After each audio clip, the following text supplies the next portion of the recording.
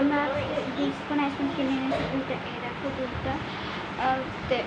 এটা আমার বোনের, এটা আমার, এটা খুবই ট্রেন্ডিংয়ে চলছে, তো আমরা ওর জন্য কিনেছি যে কেমন করে ট্রাই করব। আমরা মূলত এক প্যাকেট কিনেছি, এক প্যাকেটে মোট 6টা থাকে।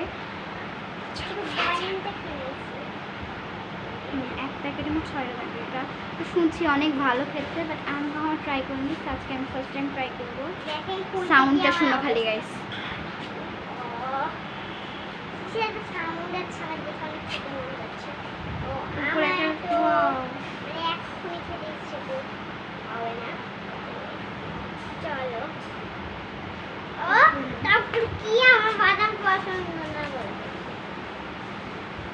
খেতে মনে হচ্ছে অনেক টেস্টি হবে। বাদাম খাবো কি, বাদাম পছন্দ না। উপরে লেটার ডোন মজা। কিভাবে খাবো বুঝতে পারছি না। বাদামটা খাবো না, এই বাদামটা সরিয়ে দে। ধর এটা।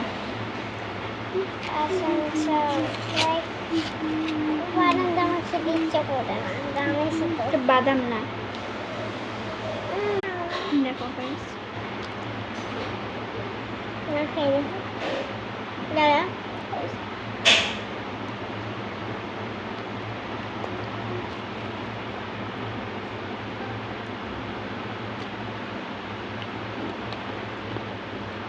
উপরের লেয়ারটা চকলেট।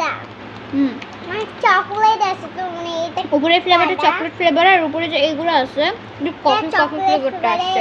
এটা একটু সাদা না ভাই, কফি আছে, ভালো লাগছে।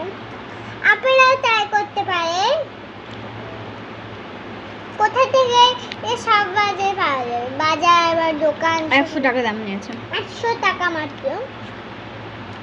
আর এটা হচ্ছে বাদাম বলতে, আইসক্রিমটা একটু এরপর চকলেট থাকবে, টকটক বলতে পারেন, একটু ডার্ক।